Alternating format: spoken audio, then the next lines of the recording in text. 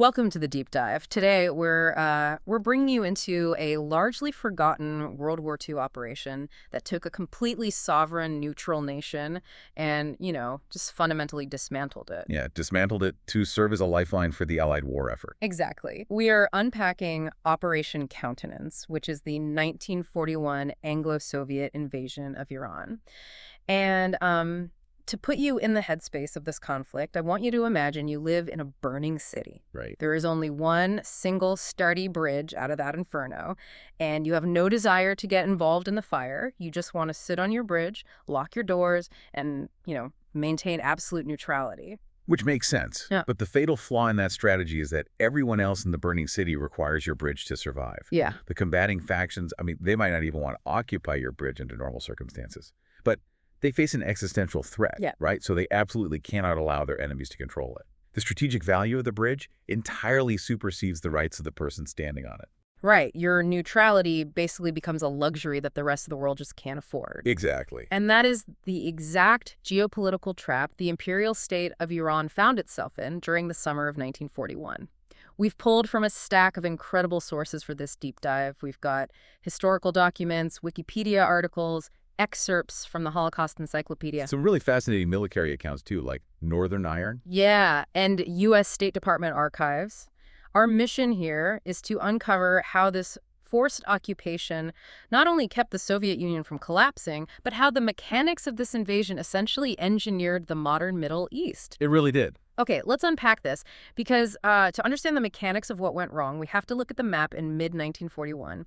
Germany has just launched Operation Barbarossa, invading the Soviet Union. Right. The Allied forces are watching the German Wehrmacht just tear through Soviet territory, and, the panic is really setting in. Oh, the situation was undeniably grim. The Soviet Union was bleeding out, taking catastrophic losses, and they required massive infusions of industrial and military supplies from the United States and Britain. What we know as Lend-Lease aid. Right, exactly, Lend-Lease. But the logistical nightmare was figuring out how to physically transport millions of tons of cargo into the Soviet interior. Because the standard routes were, they were essentially suicide runs. Yeah, completely. The Arctic Sea routes up to Arkhangelsk were just swarming with German U-boats and choked with pack ice. And sending ships across the Pacific to Vladivostok meant relying on the Trans-Siberian Railway to drag supplies thousands of miles westward. Which is far too slow to halt the German advance. Way too slow. Which brings us to the geography of Iran. Under the rule of Reza Shah Pahlavi, Iran had declared strict neutrality. But geographically, it sits as this perfect land bridge connecting the warm, accessible waters of the Persian Gulf in the south directly to the Soviet Caucasus in the north. The ideal route. But, if Iran is a sovereign nation, why couldn't the Allies simply negotiate transit rights? Like, why bypass diplomacy entirely and leap straight to a military invasion? Well, the Allies believed they just didn't have the time to negotiate. And more importantly, they fundamentally distrusted Reza Shah's relationship with Germany. Okay. Throughout the 1930s, the Shah had undertaken this massive campaign to modernize Iran's infrastructure. And to accomplish this without falling under the thumb of either the British or the Soviets. Because both of them had spent a century treating Persia like a chessboard. Right, exactly. So to avoid them, he strategically invited German engineers and technicians into the country. By the time the war broke out, there were upwards of 3,000 German nationals embedded in Iran's telecommunications, manufacturing, and transport sectors. Wow, 3,000. And the sources show that by 1940, roughly 42% of all Iranian exports were bound for Germany. Which is huge. Yeah, that kind of economic intertwining isn't something London or Moscow would just ignore, especially when you factor in the oil. Oh, the oil was a massive factor. The Abadan oil refinery in southern Iran, which was controlled by the British at the time, was churning out 8 million tons of oil a year.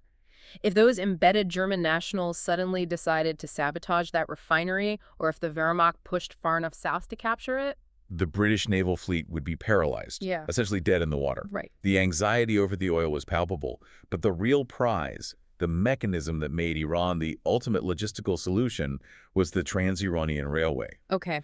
This was the crowning jewel of Reza Shah's modernization efforts. It was this absolute engineering marvel that stretched over 800 miles, crossing two formidable mountain ranges to connect the Persian Gulf to the Caspian Sea. That's incredible. Yeah, and London and Moscow looked at that railway and realized that if they possessed it, they possessed a high-speed, all-weather conveyor belt capable of pumping endless material straight to the Red Army. And the Germans were acutely aware of how valuable Iran was becoming, too. Here's where it gets really interesting, actually. The sources detail this bizarre and highly aggressive propaganda war waged by Berlin. Oh, right, Radio Zissen. Yes. Nazi Germany operated a Persian department for their radio service, Radio Zissen. The broadcasters realized quickly that Nazi racial ideology was gaining zero traction with the Iranian public. Obviously. Right. So they executed a massive pivot toward religious fanaticism. They began broadcasting propaganda framing Adolf Hitler as the 12th Imam. It's just wild. Yeah, the prophesied Shiite Messiah returning to Earth to eradicate communists and Jews. I mean, it's a staggering manipulation of local theology, and it demonstrates the lengths to which the Axis powers were willing to go to pull Iran into their orbit. Yeah, they were desperate. Totally. And from the Allied perspective, seeing this level of psychological warfare combined with the sheer number of German engineers on the ground, it just created an unacceptable risk.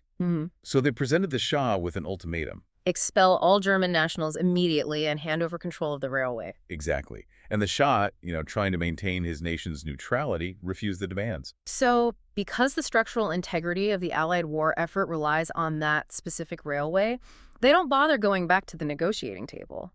They initiate a coordinated, overwhelming military strike from two fronts. Yeah, a massive invasion. And looking at the operational details, it is a masterclass in asymmetrical warfare. On August 25, 1941, the British launched their assault from the south, coming up through the Persian Gulf and Iraq. The opening move is shockingly abrupt. Right at dawn. Yeah, at dawn, the British sloop HMS Shoreham sails up to the Iranian harbor at Abadan, targets the Iranian sloop Palang, and sinks it with a single salvo. The Iranian naval commander was killed instantly in that strike. It was designed to induce total paralysis. Wow. And simultaneously, the Soviet Union executed a massive ground invasion from the north, rolling 3 full armies across the border. If we look at the accounts in Northern Iron, the tactical disparity is almost difficult to comprehend. Because it wasn't a fair fight at all. Not even close. The Iranian military had managed to mobilize 9 infantry divisions, but they were essentially fighting a 19th century war against 20th century machinery. Right. The descriptions of the civilian experience in cities like Tabriz are chilling. Waking up in the early hours to the ground violently shaking because Soviet T-26 tanks are rolling unimpeded through the city streets. It must have been terrifying. And the Iranian Air Force was a collection of obsolete biplanes going up against total Soviet air superiority, which obviously resulted in the immediate aerial bombardment of northern cities. The invasion wasn't a battle, really. It was a demolition. It was. And faced with the total mechanical dismantling of his armed forces, Reza Shah turned to diplomacy one final time. He drafted an urgent appeal to U.S. President Franklin D. Roosevelt. Because the U.S. wasn't officially in the war yet, right? Right, and he explicitly invoked the Atlantic Charter, which was the sweeping declaration FDR and Churchill had just released, promising to respect the sovereignty and self-determination of all nations. Right, so he's calling out their hypocrisy. Exactly. The Shah's message was clear. You are broadcasting a message of international justice to the world, yet you are allowing a neutral nation to be crushed. Reading FDR's response in the archives is an incredible study in cognitive dissonance. He essentially tells a sovereign leader that his country's sovereignty is entirely secondary to stopping Hitler's ambition of world conquest. Yeah, he doesn't sugarcoat it. No. He frames it as a necessary sacrifice, arguing that nations must engage in a common effort so they aren't destroyed one by one. He is openly shredding the core principles of the Atlantic Charter to ensure the survival of the Allies. It's pure, unfiltered, realpolitik. The grim reality of realpolitik is that it doesn't leave room for idealism when survival is on the line. The Iranian resistance collapsed in 6 days. 6 days? Yeah. The military casualty count was around 800 Iranian soldiers and roughly 450 civilians who died in the air raids. Once the country was secured, the political decapitation followed. The British and Soviets forced Reza Shah to abdicate the throne. By mid-September, he was sent into permanent exile in South Africa, and the occupying forces installed his young son, Mohammad Reza Pahlavi, viewing him as a much more, compliant figurehead. So the military conquest was lightning fast, but the transition into an occupation force is where the structural integrity of Iran actually shatters. You read through the logistical data from the occupation, and it's like watching someone attempt to give a patient a massive life-saving blood transfusion, but the needle they are using is so large it completely destroys the patient's vein. That's a really stark way to put it, but it's accurate. The Allies successfully pumped millions of tons of cargo through Iran, but the sheer volume of that logistics network fundamentally broke the country's domestic infrastructure. That system's failure is the central tragedy of the occupation. To facilitate the movement of Lend-Lease aid, the occupying forces systematically stripped Iran of its internal transport capacity. They forcibly contracted or outright confiscated 75% of all civilian food distribution trucks. 75%. Yeah. You cannot sustain the agricultural supply chain of a modern nation on 25% of its transport fleet. Oh, of course not. Grain harvested in the provinces literally rotted in silos because there were no vehicles left to drive it into the cities. And the macroeconomic policies they imposed were just as destructive. Yeah. The Allies forced the Iranian government to issue fiat currency to pay for the massive infrastructure projects the occupation required. They flooded the market with newly printed yiles while simultaneously hoarding basic goods, which just triggered this economic death spiral. Yeah, inflation exploded to 700%. 700%. A basic staple like bread became entirely unaffordable for the working class. And the physical manifestation of that inflation was the catastrophic famine of 1942 to 1943. While the British controlled the southern oil and transit routes, the Soviet troops occupying the fertile northern agricultural provinces began appropriating the local harvests. Taking the food right out of the region. Exactly. They were feeding their own advancing armies and shipping the surplus back to Russia. Tehran, which had previously been a thriving capital, descended into chaos. The lack of food sparked massive, desperate bread riots in the streets. And the occupying forces demanded order. The newly installed Prime Minister, Ahmad Kavam, under immense pressure from the British and Soviets to keep the supply lines stable, deployed security forces to suppress those bread riots with deadly force. Right. The internal mechanisms of the Iranian state were being used to violently silence its own starving citizens on behalf of foreign powers, which is just, it's brutal.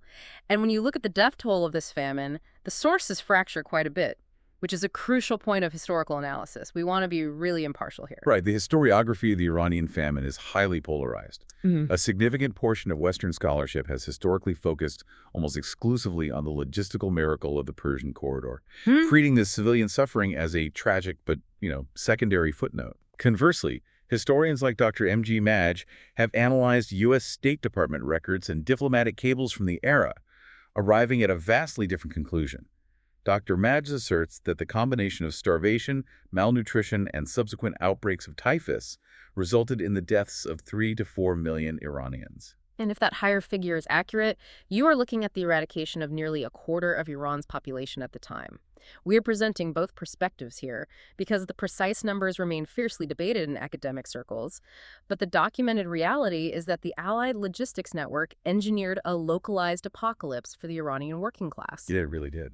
Yet tucked inside these horrific accounts of famine and state collapse, the Holocaust encyclopedia sources reveal a profound historical paradox. Yeah, this is a fascinating part of the story.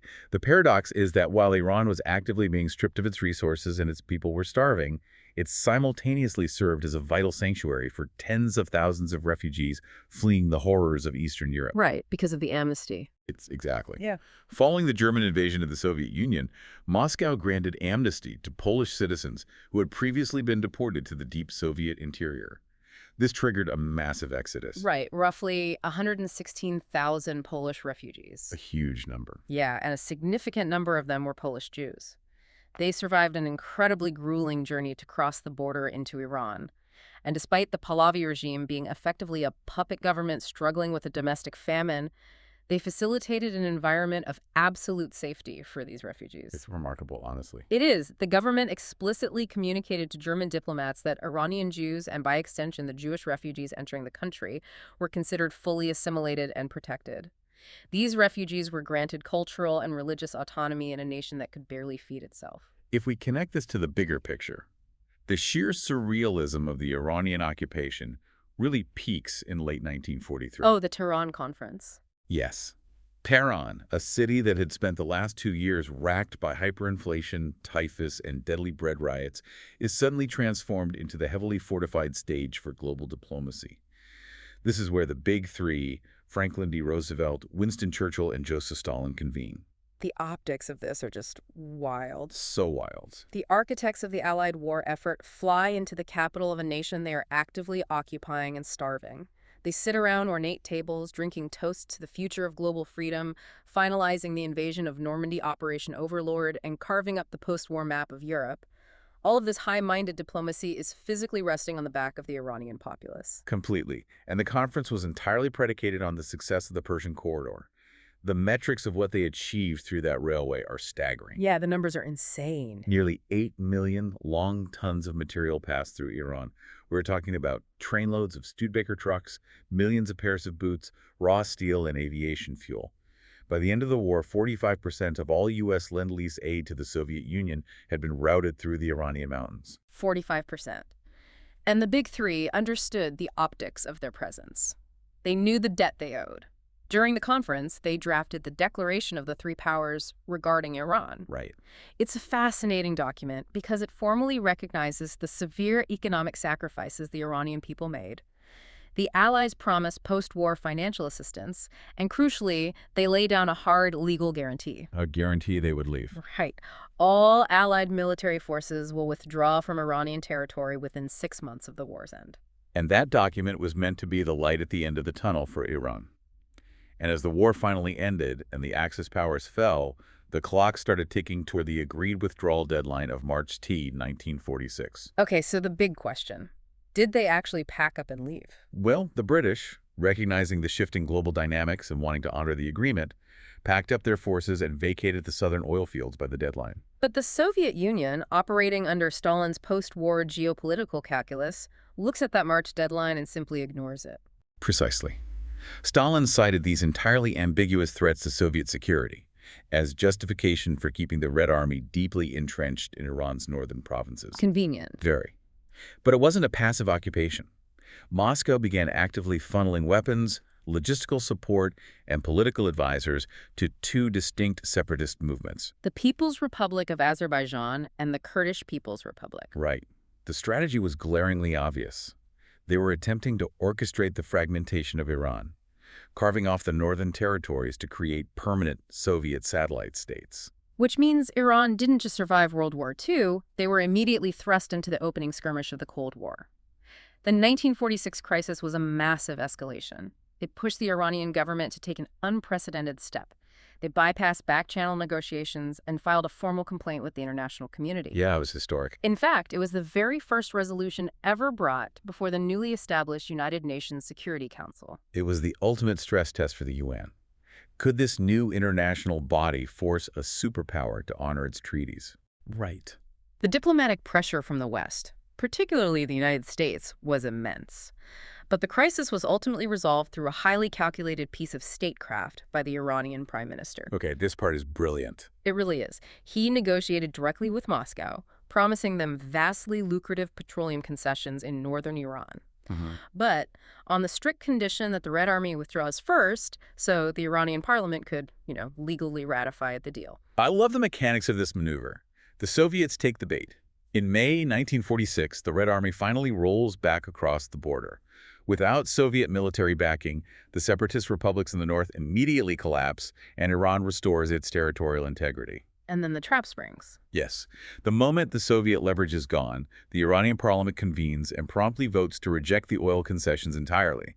They outmaneuvered Stalin at his own game. It was an extraordinary display of diplomatic survival, executed by a nation that had spent the previous 5 years being utilized as a disposable tool by empires. But you don't endure a foreign invasion, a manufactured famine, and a superpower attempt to partition your country without deep generational psychological scarring. No, of course not. So what does this all mean? Why are we analyzing the tonnage capacities of 1941 rail networks and forgotten UN Security Council resolutions? A good question. If you have ever looked at the geopolitical landscape of the modern Middle East and found yourself confused by the pervasive, deeply ingrained skepticism of foreign intervention, Yeah. if you wonder why superpower promises of liberation and mutual defense are often met with intense suspicion, well, this history is the blueprint. Operation Countenance is the empirical proof that the survival and liberation of the West was explicitly paid for by the forced sacrifice of Iranian sovereignty and civilian lives. It highlights the brutal mathematics of global conflict. Iran built a bridge to modernize its own society, and the wider world decided that bridge was far too valuable to remain in the hands of the people who built it. Which leaves us with a fascinating, almost haunting question to ponder. We analyzed how Reza Shah aggressively pushed to build the Trans-Iranian Railway in the 1930s to unify his country and elevate its economy. Right. Yet the existence of that very railway is what made Iran an irresistible target to the Allies. The defense of the Soviet interior, and arguably the entire outcome of the Eastern Front, hinged on the mechanical capacity of that specific infrastructure. If Reza Shah hadn't modernized his nation, if he hadn't built that single sturdy bridge out of the burning city, would the Allies have even had a viable way to supply the Red Army? Did Iran's incredible drive for progress inadvertently manufacture the exact conditions that made it the most necessary victim of the 20th century? It's a heavy thought. It completely flips our understanding of how progress and geography intersect during a global crisis. Thanks for joining us on this deep dive.